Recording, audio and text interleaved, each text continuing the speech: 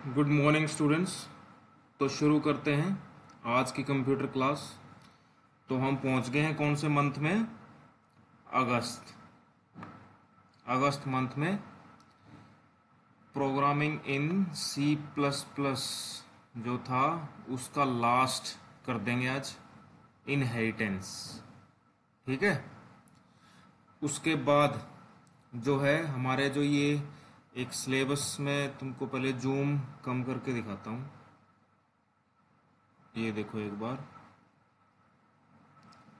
तुम ध्यान दोगे कि हमारा जो शुरू से ये था, ये देखो, ये सारा programming in C plus plus में चलता आ रहा था। ठीक है। इसके बाद ये ख़त्म। आज के बाद बिल्कुल छोटी सी यूनिट है, बहुत इंटरेस्टिंग यूनिट है, मज़ा आएगा पढ़ने में। ठीक है। उसके बाद डाटा स्ट्रक्चर शुरू हो जाएंगे कल से। कल इसको कर देंगे, इसका मतलब 2 दिन में ये यूनिट खत्म। आज ऊपर वाला पार्ट कर देंगे, कल नीचे वाला। तो शुरू करते हैं इनहेरिटेंस।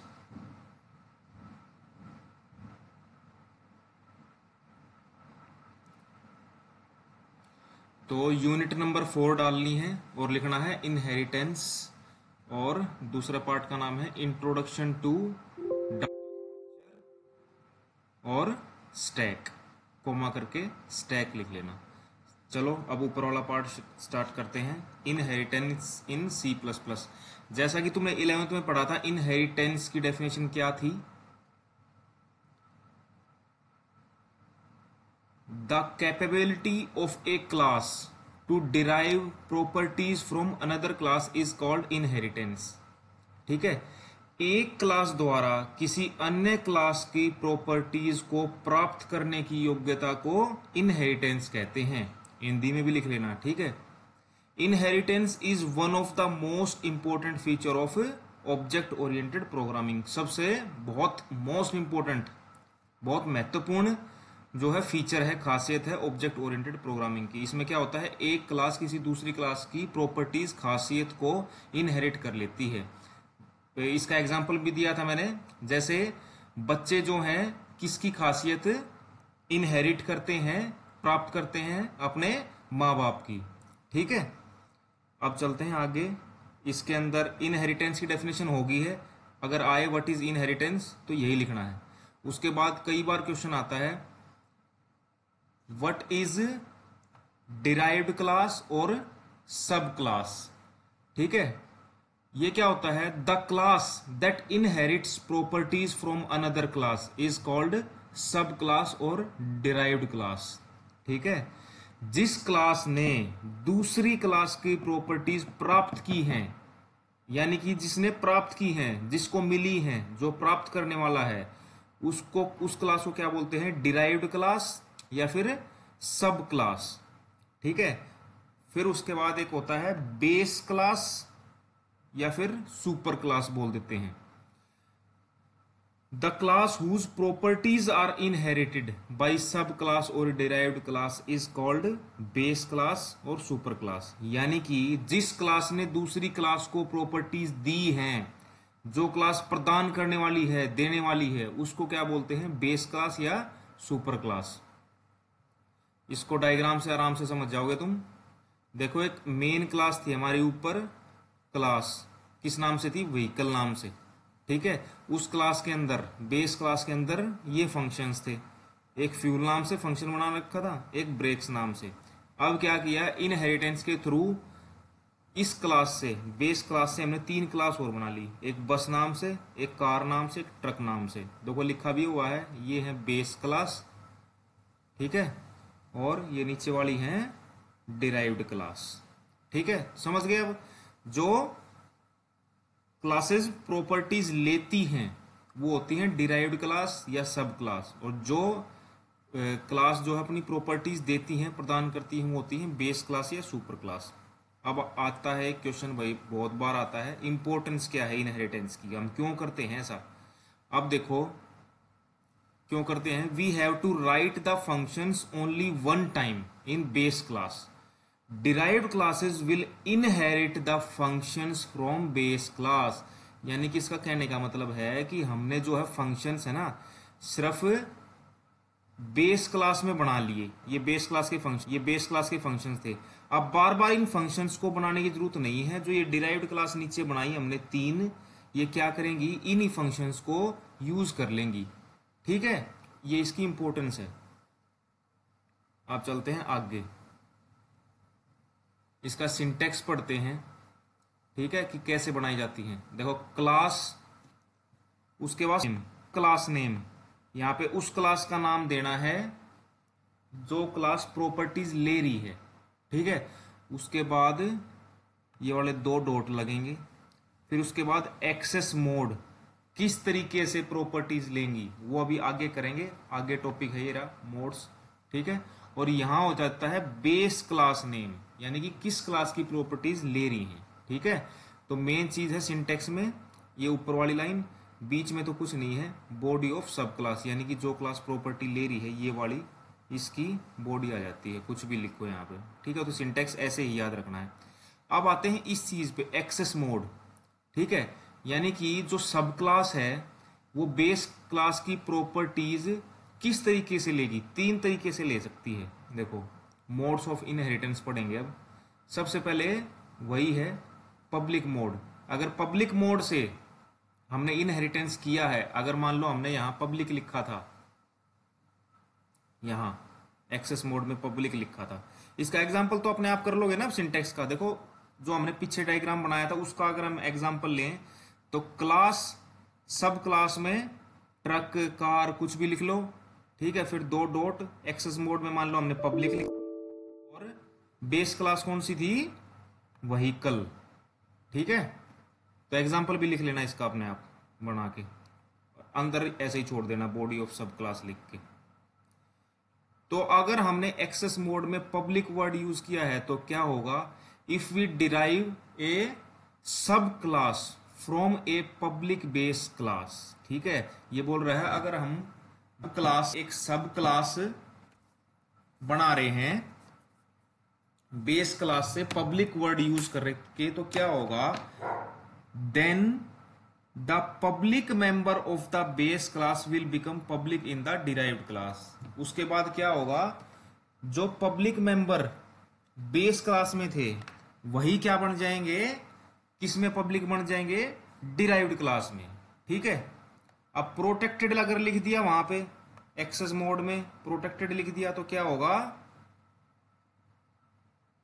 बोथ लिख रखा है देखना, both public member and protected member of base class will become protected in derived class. अगर प्रोटेक्टेड लिख दिया तो पब्लिक और जो प्रोटेक्टेड मेंबर थे बेस क्लास में वो क्या बन जाएंगे, प्रोटेक्टेड बन जाएंगे डिराइव्ड क्लास में। लास्ट अगर प्राइवेट लिख दिया तो क्या होगा, बोथ पब्लिक मेंबर और प्रोटेक्टेड मेंबर बेस क्लास के वो डिराइव्ड क्लास में भी प्राइवेट बन जाएंगे। ठीक है, तो कुछ नहीं है इसमें, ज्यादा टेंशन नहीं लेनी, सिर्फ याद रखना है कि अगर पब्लिक यूज कर लिया तो पब्लिक बन जाएंगे। ठीक है, प्रोटेक्टेड यूज कर लिया तो प्रोटेक्टेड बन जाएंगे, और प्राइवेट यूज कर लिया तो प्राइवेट बन जाएंगे। ठीक है, जैसे मैंने डेफिनेशन लिखी है सेम एग्जाम में वैसे लिखनी है, कोई भी वर्ड कम नहीं होना चाहिए। ठीक है, बिल्कुल सिंपल सिंपल डेफिनेशन लिखवा रखी है। अब आ जाओ लास्ट पे, आज का लास्ट है एक टाइप्स ऑफ इनहेरिटेंस। टाइप का होता, अब कितने टाइप का होता है, देखो सबसे पहला टाइप इनहेरिटेंस का, सिंगल इनहेरिटेंस। ठीक है, सिंगल इनहेरिटेंस में क्या होता है, in single inheritance a class is allowed to inherit from only one class. ठीक है, क्या होता है कि जो बेस क्लास है, ठीक है, वो भी एक होगी, और जो डिराइव्ड क्लास है वो भी एक होगी। इसका मतलब देखो, one derived class is inherited from one base class, यानी कि एक क्लास को सिर्फ और सिर्फ किसी एक क्लास से ही प्रॉपर्टीज लेने को अलाउ किया जाता है। ठीक है, यानी कि देखो जो एक क्लास बी है ये डिराइव्ड क्लास है, इसने किसकी प्रॉपर्टीज ली हैं, क्लास ए की। ठीक है, तो क्लास बी को हमने सिर्फ क्या अलाउ किया है कि भाई तू किसी एक क्लास की प्रॉपर्टीज ही ले सकती है, और उसने किसकी ले ली? प्रॉपर्टीज क्लास ए की। ठीक है, यानी कि एक बेस क्लास होगी, एक डिराइव्ड क्लास होगी। सिंटैक्स इसका लिख लेना। मल्टीपल इनहेरिटेंस, मल्टीपल इनहेरिटेंस में क्या होता है, कोई एक क्लास जो है क्या कर सकती है, कई क्लासों से प्रॉपर्टीज एक्वायर कर सकती है, कई क्लासेस की प्रॉपर्टीज ले सकती है। जैसे ये क्लास ए है यहाँ पे, ठीक है, ये क्लास ए है, ये डिराइव्ड क्लास है।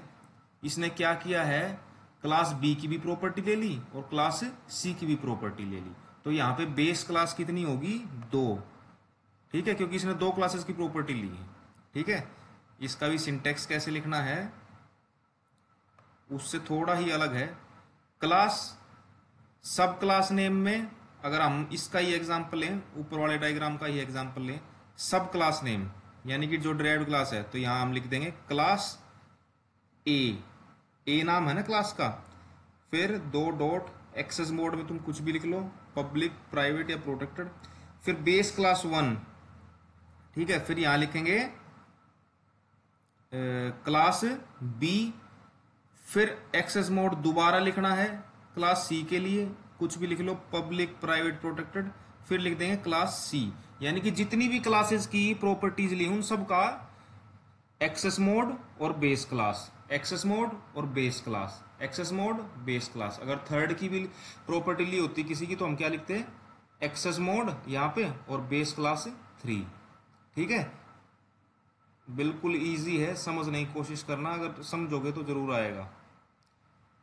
एक होता है, लास्ट आ गया multi level inheritance. Multi level inheritance में क्या होता है, जैसे जो बी क्लास थी, ठीक है, उसने किसकी प्रॉपर्टीज ली? ए क्लास की। ठीक है, लेकिन फिर क्या हुआ, ये खुद तो डिराइव्ड क्लास है ही है। डिराइव्ड क्लास क्यों है?